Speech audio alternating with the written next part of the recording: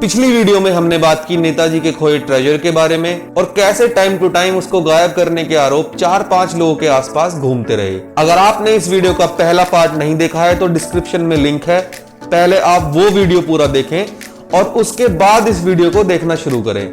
नेताजी कितना खजाना साथ ले गए, एयर ड्रॉम से कितना मिला और टोक्यो में रामामूर्ति को कितना सौंपा गया, इसका कोई डॉक्यूमेंटल रिकॉर्ड नहीं है। रिकॉर्ड्स वर जनरली डिस्ट्रॉयड जिससे वो एनिमी के हाथों में ना पड़े। आज की वीडियो में हम बात करेंगे government of India, reserve bank of India और पंडित नेहरू के इस पूरे मामले में क्या स्टैंड रहे हैं और आईएनए के ट्रेजर का गबन करने वाले संदिग्ध लोगों के फैमिली मेंबर्स और क्लोज एसोसिएट्स का इस मामले में क्या कहना था। तो बिना कोई भी टाइम वेस्ट किए let's get started.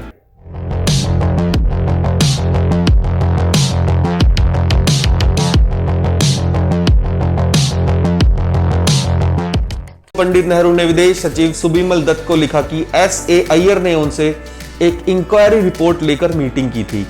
Pandit Nehru ने लिखा कि अय्यर डेड श्योर था कि क्रैश में सुभाष चंद्र बोस की डेथ के बारे में कोई डाउट नहीं है और 1952 में प्रधानमंत्री नेहरू ने पार्लियामेंट में अय्यर की रिपोर्ट को कोट करते हुए ही पुष्टि की कि नेताजी वास्तव में ताइपे में एक प्लेन क्रैश में मारे गए थे। आईएनए का ट्रेजर या जो कुछ भी बचा था उसे सीक्रेटली जापान से भारत लाया गया। इस ट्रेजर का क्या किया जाए इस पर उनकी कैबिनेट के भीतर बहस चली रही थी। तभी शिक्षा मंत्री मौलाना अबुल कलाम आजाद ने सजेशन दिया कि नेताजी के परिवार को गोल्ड दिया जाए। पंडित नेहरू ने इस सजेशन को यह कहते हुए खारिज कर दिया कि बोस फैमिली ने प्लेन क्रैश में नेताजी की मौत को एक्सेप्ट नहीं किया था और इसके अलावा उनका यह भी मानना था कि जले हुए ऑर्नामेंट्स को सरकार द्वारा प्रिजर्व किया जाना चाहिए क्योंकि ये प्लेन क्रैश और उसके बाद आग लगने के सबूत थे और इसके बाद इन ऑर्नामेंट्स को सील कर राष्ट्रपति भवन में लोकेटेड नेशनल म्यूजियम में भेज दिया गया। अगले साल अय्यर को नेहरू के 5 ईयर प्लान के लिए एडवाइजर अपॉइंट किया गया and the case was closed. और वाज इट? आईएनए के ट्रेजर पेपर में जवाब से ज्यादा सवाल आते हैं।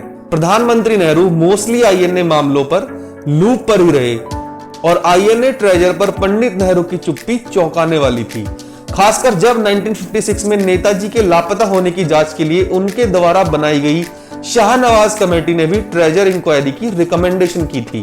नवंबर 1952 में बीएन कोल प्राइम मिनिस्टर नेहरू के पर्सनल सेक्रेटरी द्वारा साइन लेटर ने सेंट्रल बोर्ड ऑफ रेवेन्यू को डायरेक्ट किया कि वे आईएनए के स्पेशल फोर्सेस के जवानों से मिले 28 लाख रुपए वापस ना करें, जो 1944 में जापानी सबमरीन में उड़ीसा कोस्ट पर उतरे थे। उन्हें अंग्रेजों ने अरेस्ट कर लिया था और यह पैसा उनके पास से जब्त किया गया था। पश्चिम बंगाल सरकार ने 1953 में एक रेजोल्यूशन पास करके केंद्र सरकार से नेताजी और आईएनए के फंड्स की जांच के लिए कदम उठाने को कहा। जवाब में प्रधानमंत्री जवाहरलाल नेहरू ने मुख्यमंत्री डॉक्टर बीसी रॉय को 18 अक्टूबर 1953 में डिटेल्ड एक्शन रिपोर्ट भेजी। उसके अकॉर्डिंग मलय में मिले स्ट्रेट $44,212 को 1946 में पंडित नेहरू के बनाए ट्रस्ट इंडियन रिलीफ कमेटी के नाम से बैंक में रखा गया था और इस पैसे का यूज मलय में इंडियन ओरिजिन के स्टूडेंट को स्कॉलरशिप देने के लिए किया जा रहा था। अलाइड नेशन के आईएनए से रिलेटेड जब्त किए valuables which were valued at straight $1,47,163 Singapore में कस्टोडियन ऑफ एनिमी प्रॉपर्टी के पास थे। पाकिस्तान ने इस प्रॉपर्टी के एक हिस्से पर अपना दावा किया और यह सहमति हुई कि इसे 2:1 के रेशियो में डिवाइड किया जाएगा और जब पैसा रिकवर हो जाता है तो इसे आईआरसी फंड में जोड़ दिया जाएगा। थाईलैंड में अंग्रेजों द्वारा जब्त किया आईआईएल फंड टिकल्स 2,58,822 वहां के इंडियन एम्बेसी को 1950 में मिला था और वो यहीं एक बैंक में जमा भी किया गया था और इस अमाउंट का यूज भी एजुकेशनल पर्पस के लिए किया जा रहा था। बॉम्बे और कोलकाता से मलाया के लिए ट्रेवल करने वाले पैसेंजर से शिपिंग कंपनी द्वारा इकट्ठे किए गए क्वारंटाइन चार्जेस स्ट्रेट $2,44,270 और 2,512 रुपए के अनस्पेंट अमाउंट को भी आईआरसी फंड में जोड़ दिया गया था। सिंगापुर में एक इंडियन बिजनेसमैन हरदयाल सिंह के पास आईएनए का 5.63 किलो सोना था। उन्होंने सोने पर अपने दावों को छोड़ दिया और 6 अप्रैल 1946 को पंडित नेहरू के नाम पर एक बैंक में इस सोने को जमा कर दिया। आईएनए की सभी प्रॉपर्टी के 1/3 पर पाकिस्तान के क्लेम को नेहरू ने नवंबर 1953 में पूरा किया और वो सोने को बेचने और बायलैटरल एग्रीमेंट्स को पूरा करने के लिए एग्री भी हुए। जापान में इंडियन लाइजन मिशन से रेगुलर वार्निंग आती रही। 1955 में ए के दार टोक्यो में राजदूत ने एक और एक्सप्लोजिव आरोप लगाया। साउथ ब्लॉक को भेजे गए 4 पन्नों के नोट में डार ने फिर से एक पब्लिक इंक्वायरी की डिमांड की, जिससे अगर ट्रेजर वापस नहीं भी मिलेगा तो कम से कम ये तो पता जरूर लगेगा कि गबन करने वाले कल्प्रिट कौन थे। डार ने लगभग 10 सालों तक भारत सरकार के डिसइंटरेस्टेड एटीट्यूड को मेंशन किया, क्योंकि इससे न केवल दोषियों को बिना किसी ब्लेम के भागने में मदद मिली, बल्कि इसलिए भी कि ये उन महान लीडर में से एक के सम्मान को ठेस पहुंचाता है जिन्होंने अपना सब कुछ देश की इंडिपेंडेंस के लिए दे दिया। जापान में रहने वाले 2 प्रोमिनेंट इंडियंस ने 1971 में जस्टिस जीडी खोसला की अध्यक्षता में बनी 1 मैन इंक्वायरी कमीशन के सामने गवाही दी। उन्होंने भी दावा किया था कि खजाने का गबन किया गया है। इन दोनों ने जस्टिस खोसला को जापान में मूर्तिज की अचानक संपन्नता के बारे में बताया। चश्मदीदों में से एक टोक्यो के वेटरन जर्नलिस्ट केवी नारायण ने जोर देकर कहा कि अय्यर 2 सूटकेस के साथ जापान आया था, जिसे उन्होंने 1945 में राममूर्ति को दिया। 30 जून 1974 की अपनी रिपोर्ट में खोसला कमीशन ने कहा कि खजाने का एक हिस्सा राममूर्ति और उसके भाई जे मूर्ति ने मिस एप्रोप्रिएट ढंग से इस्तेमाल किया, लेकिन कमेटी को प्रूफ नहीं मिलने के कारण उसे लगा कि इस इंक्वायरी से कुछ हासिल नहीं होगा। आईएनए ट्रेजर फाइल्स में जो खुलासे हुए हैं वो एक टाइम बम है और ये सरकार को पता है। 2006 में सरकार ने पीएमओ के sensitive note to go out section से एक आईएनए ट्रेजर की फाइल को पब्लिक कर दिया। फाइल नंबर 23/11/5657 को अब नेशनल आर्काइव में रखा गया है। हालांकि डिप्लोमेट्स चैटूर, साठे और डार की रिपोर्टों का इसमें कोई भी रेफरेंस नहीं है। फाइल केवल 11 किलो सोने की बात करती है जो क्रैश में बच गया और वो अब नेशनल म्यूजियम में है। एस.ए. अय्यर के मुंबई बेस्ड बेटे रिटायर्ड ब्रिगेडियर ए. त्यागराजन ने इन स्पेकुलेशंस को खारिज कर दिया कि उनके पिता का आईएनए ट्रेजर के स्कैम से कोई भी लेना देना था। उनका कहना था कि उनके फादर अपने फैक्ट फाइंडिंग मिशन के बाद मुंबई वापस आए और started from scratch. He said कि उनके पास कोई ट्रेजर नहीं था और 1980 में जब उनकी डेथ हुई तो उनके पास पेंशन की सेविंग्स का एक छोटा बैंक बैलेंस था। He didn't own any property और अपनी डेथ तक वो किराए के अपार्टमेंट में रहते थे। नेताजी के ग्रैंड नेफ्यू और तृणमूल कांग्रेस सांसद सुगत बोस का कहना है कि उन्हें पता है कि शाहनवाज कमेटी राममूर्ति को सस्पिशन की नजर से देख रही थी, लेकिन उन्होंने अय्यर को लापता खजाने से जोड़ने वाली रिपोर्ट को स्पेकुलेटिव कहकर खारिज कर दिया।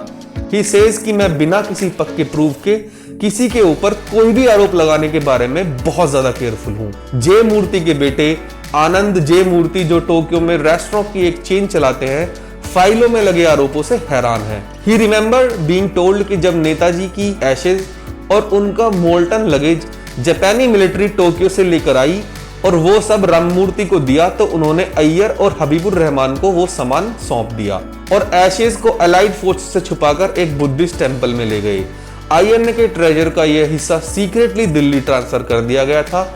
1978 में जनता पार्टी के सांसद सुब्रमण्यम स्वामी मेडा सेंसेशनल पब्लिक क्लेम कि 1952 में जापान से आईएनए के खजाने के आने पर प्रधानमंत्री ने इलाहाबाद में उन सभी को पिघलाया और उन्हें अपने पर्सनल खाते में जमा किया। जब इस मामले में सपोर्टिंग एविडेंस देने की बात आई तो स्वामी ने पिछले 43 सालों में कुछ नहीं किया और ना ही उन्होंने कोई शिकायत ही दर्ज की।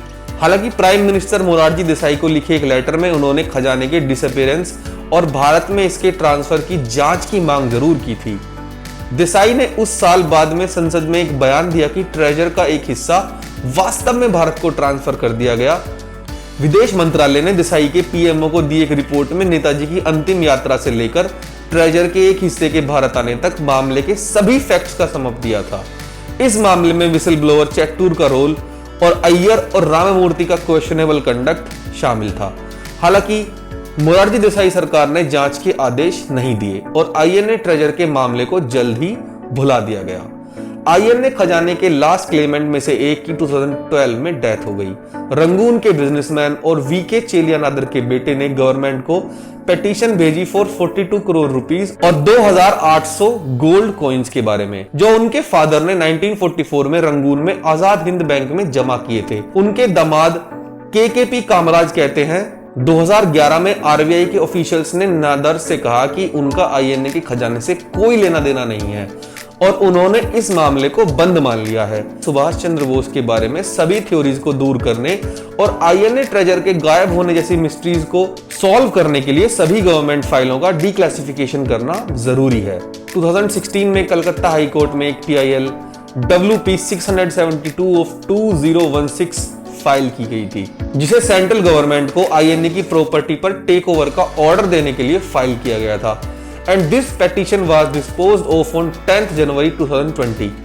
कोर्ट ने गवर्नमेंट को यह कंक्लूड करने के लिए 1 साल का समय दिया कि वो आईएनए की मूवेबल एसेट्स के साथ क्या करने का प्रपोजल रखती है, और तब से इस पूरे मामले में कुछ भी नया नहीं सुना गया है। ना तो 76 ईयर्स बाद कोई भी इंक्वायरी खोए खजाने की वसूली कर सकती है और न ही अपराधियों को पहचान करने की फिजिबिलिटी की गारंटी भी दी जा सकती है। आज भी एक क्वेश्चन जिसका तस बना हुआ है कि क्या गवर्नमेंट सच को हैंडल कर सकती है। आप लोगों का इस पूरे स्कैम के बारे में क्या मानना है, प्लीज हमें कमेंट सेक्शन में जरूर बताइएगा। That's all in today's video. Now we will see you in next video. Till then, Jai Hind, सत्यमेव जयते।